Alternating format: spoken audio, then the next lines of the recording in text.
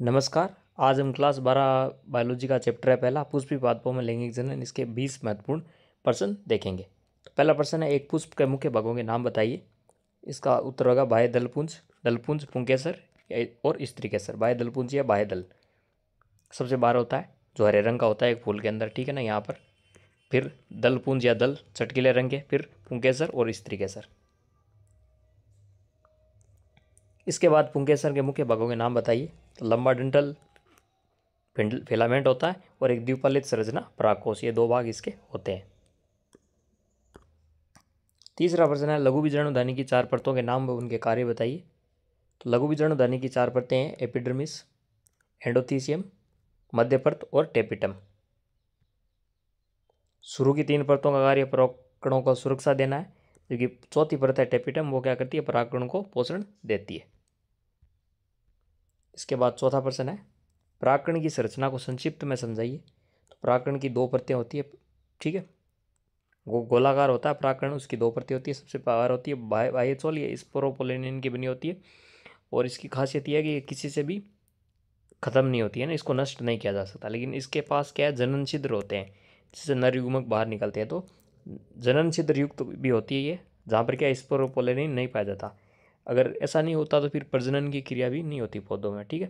तो स्पोरोपोलिनियन की बनी होती है, और जहाँ पर जनन छिद्र होते हैं वहाँ स्पोरोपोलिनियन नहीं होता।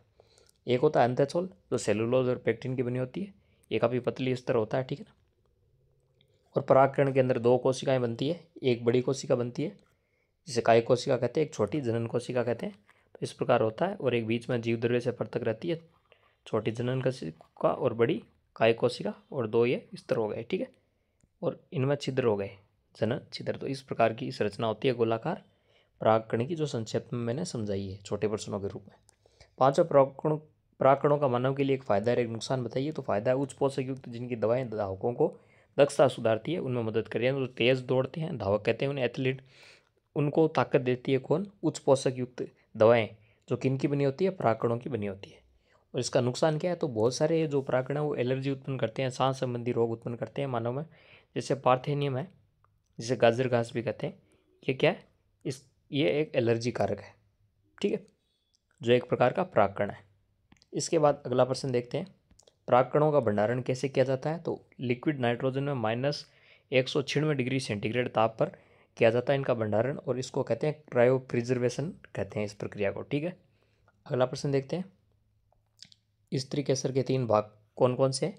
अंडाशय, फुला हुआ भाग अंडाशय जिसमें बीजांड होता है, लंबी वर्तिका, और उसके आगे वर्तिकाग्र, जहाँ आकर परागकण परागण क्रिया में गिरते हैं, ठीक है। और पुंकेसर की पता ही है, ये द्विपाली संरचना और एक डंठल, ये फिलामेंट हो गया, ये परागकोश हो गया, ठीक है, पुंकेसर की संरचना, ठीक है। अब गुरु बीजाणुधानी या बीजांड क्या है। तो स्त्री केसर के फूले हुए भाग अंडाशय के भीतर कोष्टक में स्थित प्लेसेंटा से उत्पन्न संरचना को गुरु बीजाणुधानी कहते हैं, जिससे आगे जाकर क्या है, फीमेल गेमेटोफाइट बनते हैं। भ्रूण कोश क्या है, एक पुष्पी पादपों में मादा युग्म कोश यानी फीमेल गेमेटोफाइट है, जो ओव्यूल के भीतर पाया जाता है। भ्रूण कोश एक फंक्शनल मेगास्पोर से बनता है, यह वह संरचना है जहाँ निषेचन यानी फर्टिलाइजेशन होता है, और यहीं से भ्रूण व एंडोस्पर्म का निर्माण प्रारंभ होता है। यानी ये क्या है, ये एक फीमेल गेमेटोफाइट है भ्रूण कोश, जो ओव्यूल यानी अंडाणु के भीतर बनता है, पाया जाता है। और भ्रूण कोश एक फंक्शनल मेगास्पोर से बनता है, यानी सक्रिय गुरु बीजाणुधानी से बनता है। और यह वह संरचना है जहाँ एक तो निषेचन की प्रक्रिया होती है, और यहीं से भ्रूण व एंडोस्पर्म का निर्माण शुरू होता है।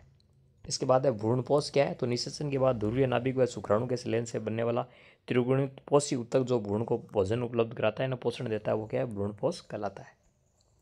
अगला प्रश्न है, परागण क्या है। तो पराग कणों का पराग कोश से झड़कने के बाद स्त्री केसर के वर्तिकाग्र, यानी ये लंबी वर्तिका और ये वर्तिकाग्र, ये अंडाशय, तो यहाँ तक पहुँचने का प्रक्रम है, वो परागकण कहलाता है। अगला प्रश्न है, सेब को आभासी फल क्यों कहते हैं। क्योंकि इसमें फल का निर्माण अंडाशय के अतिरिक्त पुष्पासन से और थैलेमस से होता है, इसलिए इसको आभासी फल कहते हैं। स्ट्रॉबेरी भी एक आभासी फल है। विपुषण क्या है और इसका लाभ क्या है। अगला प्रश्न, तो जब बीज फल के भीतर रहते हुए ही अंकुरित हो जाते हैं, अर्थात बीज फल से बाहर गिरने से पहले ही पौधे का छोटा पौधा बनने लगता है, तो इसे विपुषण कहते हैं। इसका लाभ क्या है, ऐसे बीजों को अंकुरन हेतु विशिष्ट परिस्थितियों की प्रतीक्षा नहीं करनी पड़ती है, इसका लाभ है। अगला प्रश्न देखते हैं, द्विनिषेचन या दोहरा निषेचन क्या है। तो एक शुक्राणु अंडाणु से मिलकर जाइगोट 2n बनाता है और दूसरा ध्रुवीय नाभिकों से मिलकर एंडोस्पर्म बनाता है, तो ये द्विनिषेचन कहलाता है। 15वां प्रश्न है असंजनन क्या है? तो बिना युग्मक संलयन के भ्रूण का निर्माण असंजनन कहलाता है, जिसे केलामेय होता है बनाना। ठीक है। बहुभ्रूणता क्या है? 16वां प्रश्न। तो एक ही बीज में एक से अधिक भ्रूण का निर्माण बहुभ्रूणता कहलाता है। यह सिट्रस और ग्राउंडनट में पाया जाता है। इसके बाद अगला प्रश्न है प्रसुप्ति क्या है? बीज की व्यवस्था जिसमें अनुकूल परिस्थितियां होने पर भी बीज अंकुरित नहीं होते, यानी अनुकूलित परिस्थितियां, नमी या सब कुछ है फिर भी अंकुरित नहीं हो रहे, वो प्रसुप्ति कहलाती है, डोरमेंसी कहलाती है। ये बीज के अंदरूनी अवरोधों या कठोर बीजावरण के कारण होती है, और प्रसुप्ति जब खत्म हो जाती है तब अनुकूल परिस्थितियों में बीज अंकुरित हो जाते हैं। ठीक है। अगला प्रश्न है परिभ्रूणपोष यानी पेरिस्पर्म क्या है? तो बीज में भोजन संग्रहण करने वाला ऊतक है ये न्यूसेल्स के शेष भाग से बनता है और ये हैप्लॉइड यानी अगुणित होता है। इसका उदाहरण यह चुकंदर और काली मिर्च में पाया जाता है। 19वां प्रश्न है युक्का पादप में परागण किसके द्वारा होता है? तो ये शलभ द्वारा होता है। शलभ और युक्का पादप में क्या होती है? एक साहचर्य क्रिया होती है जहाँ एक दूसरे की ये दोनों मदद करते हैं। एंड 20वां एंड लास्ट प्रश्न आज का, एक ऐसा पादप जो जल में उगता है लेकिन परागण वायु या कीट या ना पक्षियों द्वारा करता है, कीट छोटे कीड़े मकोड़ों से। तो पानी में उगता है लेकिन ये इसका फूल क्या सतह पर होता है। इसका उदाहरण है वाटर लिली, है ना। पानी में तो उगता है लेकिन इसका फूल क्या है? पानी की सतह पर उगता है। एक तो जलीय वाटर हाइसिंथ होता है, जलीय हाइसिंथ, और दूसरा वाटर लिली। इनमें क्या है? पानी में उगते हैं लेकिन परागण की क्रिया वायु या कीट द्वारा होती है। तो ये थे 20 प्रश्न। वीडियो को सपोर्ट करेंगे, लाइक करेंगे, शेयर करेंगे। व्यूज़ अच्छे आएंगे तो और